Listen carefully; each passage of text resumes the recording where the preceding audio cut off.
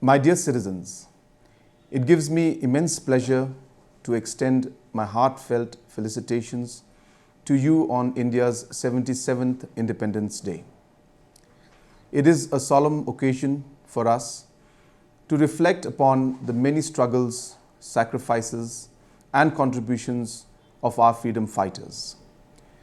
As proud Indians, we remember with respect the great sacrifices of leaders like Mahatma Gandhi, Pandit Jawaharlal Nehru, Sardar Vallabhbhai Patel, Netaji Subhash Chandra Bose, and Dr. B.R. Ambedkar. We also remember the freedom fighters from our own soil, U Tirot Singh, U Kyang Nangba, and Pathogan Sangma. Let us also respectfully remember the sacrifices made by martyrs from the armed forces, paramilitary forces, and the police forces who have laid down their lives in protecting the rule of law. We recently honored the martyrs from the state police at the National Police Memorial in New Delhi. This year finds us at a unique juncture of history. As we emerge from the jubilations of the 75th anniversary of our independence, India is providing leadership to the community of G20 nations. I take this opportunity to thank our Honorable Prime Minister, Shri Narendra Modi, for his leadership and vision. India is on the verge of becoming the world's third largest economy and grow to a size of $5 trillion in the next 5 years. In resonance with that prediction, the government of Meghalaya has already set the target of making the state a $10 billion economy by 2028, thereby doubling our GDP. Meghalaya's greatest strength today is its young population. 72% of our population is below the age of 35, and about 165 young Meghalayans are entering the workforce every day. I consider it my foremost responsibility to greet these youth with opportunities for employment and empowerment. We have set a target of creating at least 5 lakh employment opportunities in the next 5 years. We will continue to strengthen the primary sector of the economy comprising of agriculture, horticulture, animal husbandry, sericulture, and fisheries. There is a potential to create up to 3 lakh employment opportunities in the primary sector alone. The high-value products of the state like Lakadong turmeric, Khasi mandarin, and pineapples are being exported to overseas markets of Middle East and Europe. To further the revolution in the primary sector, we are launching a new program for supporting individuals and groups for building warehouses, common facility centers, polyhouses, and for procuring larger transport vehicles and reefer vans.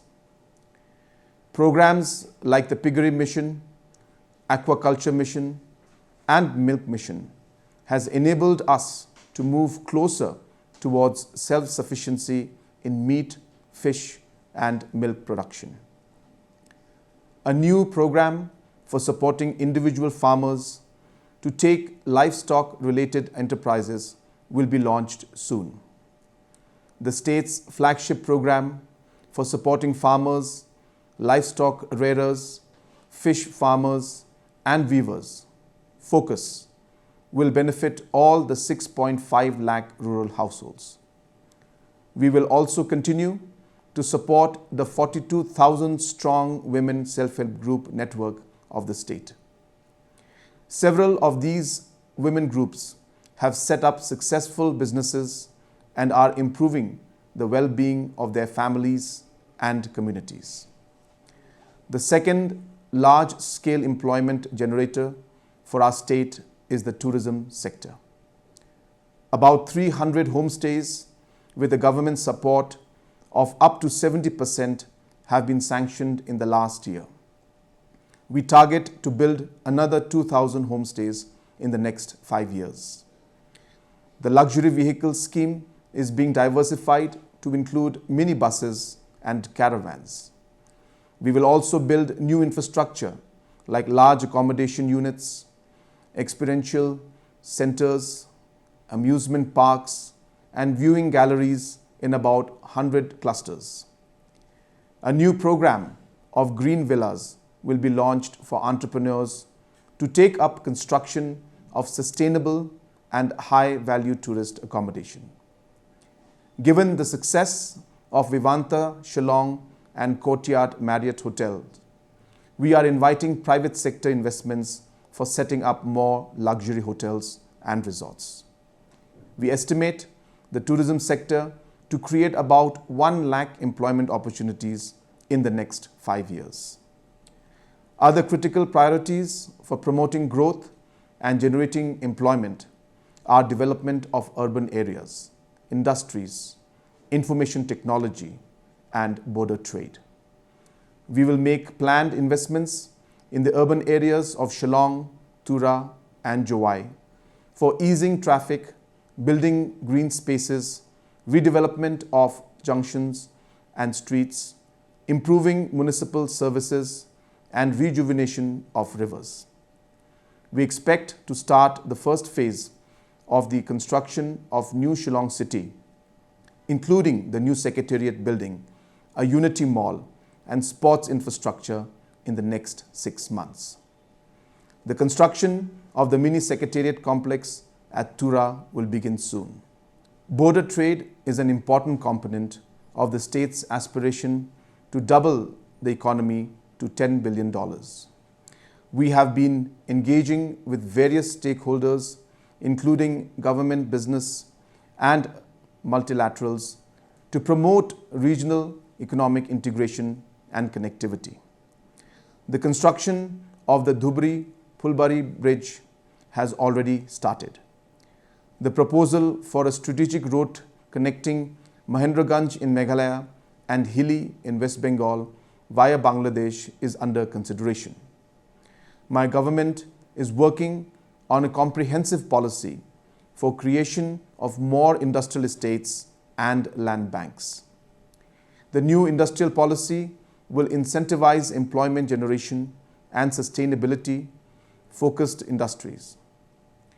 We are all aware of the opportunities and the success of the IT sector in our state.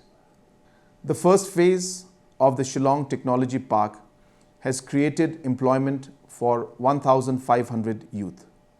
We expect to create another 2,500 jobs in the next 2 years with the completion of the second phase of the tech park. The project for building a tech and knowledge park at Tura is at the design stage. Skill building and entrepreneurship promotion are cross-cutting interventions that will make our youth job creators. The state's short-term skill development initiatives under Skill Meghalaya are showing encouraging results. We target to skill about 1.5 lakh people in the next 5 years. Our state has already been recognized as having the best startup ecosystem amongst smaller states. In the last 3 years, we supported about 1,000 entrepreneurs through providing incubation, funding, and marketing support under the Prime program. In the next 5 years, we target to support about 5,000 entrepreneurs and startups. A new program to provide funding support of up to 50 lakhs for entrepreneurs to build cinemas, health clubs, and novel businesses is being launched. The government realizes that the foundation of growth is a good quality physical and social infrastructure. We are working on a comprehensive plan to repair and maintain all existing roads and to convert the old semi-permanent timber bridges to steel and RCC bridges. I am launching a new program for providing last mile connectivity to about 1,000 unconnected villages and for building suspension footbridges across rivers and streams. Today, well above 3.6 lakh households across the state have tapped water supply compared to 4,500 in 2019. This spectacular performance has made us the second best performing state under the Jal Jeevan mission. We will provide tapped water to all 6.5 lakh rural households in the near future. We will continue our efforts at solving various long-standing issues in the power sector. The Ganol hydropower project is now commissioned and is adding 60 million units to the annual power generation capacity of the state. I launched the CM Solar Mission to provide subsidized solar solutions to households and businesses at 70% and 50% subsidy respectively. Despite remoteness of terrain, 85% of the villages in the state are now covered with mobile network. The government is committed to ensuring that the remaining 1,062 uncovered villages will have 4G mobile network in the next 2 years. Under the Government of India's PMAY Grameen program, we have already constructed more than 37,000 houses, providing an amount of about 1.9 lakhs per household.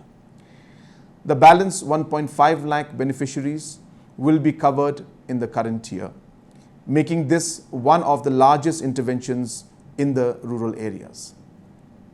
My government has prioritized human development like never before. State government's intervention like the Mother Program and the Chief Minister's Safe Motherhood Scheme have helped in reducing maternal and infant mortality. About 81 new health facilities are being constructed and another 31 are in the process of being repaired. We target to comprehensively improve all the 639 government health facilities in the next 5 years and to provide adequate personnel to deliver services. Meghalaya has a focused and well-funded early childhood development mission. Under this mission, we are expanding the Anganwadi services to about 1,500 villages that do not have Anganwadi centers. Further, Anganwadi centers will be transformed into early childhood education centers through convergent efforts of education and social welfare departments. Under Mission Education, we have taken up construction and renovation of school buildings in about 2,000 locations.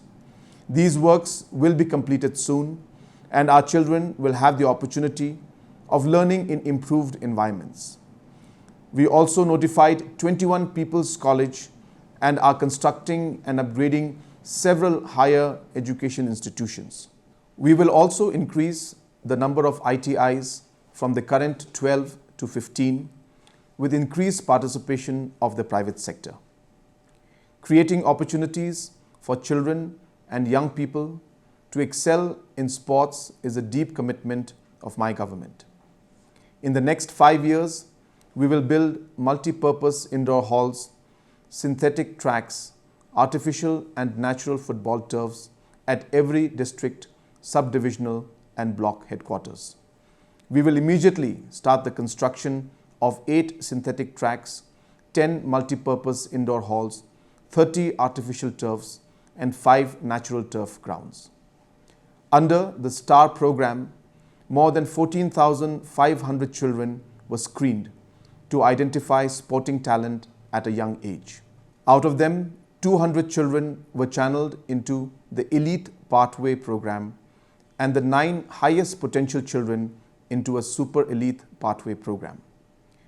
The Meghalaya Grassroots project of the Tourism Department has been successful in providing platforms to young musicians across the state.